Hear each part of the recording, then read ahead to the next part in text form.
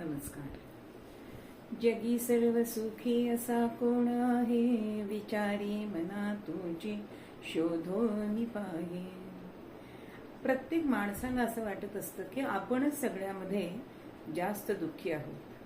पण ह्याच्यावरती एक गौतम बुद्धांची गोष्ट सांगते की एकदा ते गावामध्ये गेलेले असताना त्या गावातल्या एका स्त्रीचा पती निधन पावला आणि तिला खूप त्रास होऊ लागला, खूप दुःख झालं, विलाप करू लागली.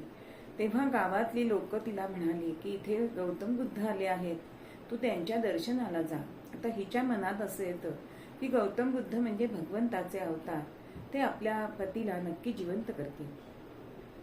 आता ती त्यांच्या दर्शनाला जाते तेव्हा भगवान गौतम बुद्ध तिला सांगतात की मी त्यांना नक्की जिवंत करू शकतो, पण तुला एक काम करायचंय.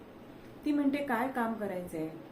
तेव्हा गौतम बुद्ध सांगतात की तू ज्या घरामध्ये कोणी आजपर्यंत मृत पावलेलं नाही त्यांच्या घरातून तू मोहरी आणून दे, मग मी माझ्या कमंडलूतल्या पाण्याने त्याच्यावरती सिंचन करीन आणि मग तुझा पती हा जिवंत होईल.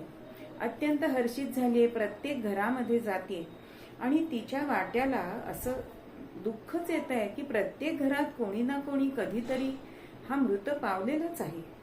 आणि तेव्हा ती जेव्हा ज्या ज्या घरात गेली त्या त्या घरात तिला असं जाणवलं की आपल्यापेक्षा ही लोक किती दुःखी आहेत.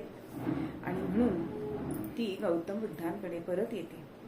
त्यावेळेला ते तिला उपदेश करतात की बाई ग, जगामध्ये सुखी कोणीच नाही, पण आपल्याला जर सुख वाटून घ्यायचं असेल, आपण सुखी व्हावं असं वाटत असेल, तर जो पायात चपला आहेत त्यांनी अनवाणी लोकांकडे बघावं की आपल्याला त्याच्यापेक्षा चपला तरी आहेत, पाय बाजत नाही.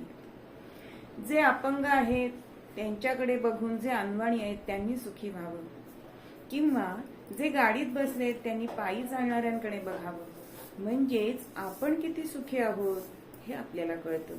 आणि प्रत्येक माणसाने जर असा विचार केला तर खरोखरच समाधान हे आपल्याजवळच असतं हे आपल्याला नक्कीच दिसून येईल. जय जय रघुवीर समर्थ.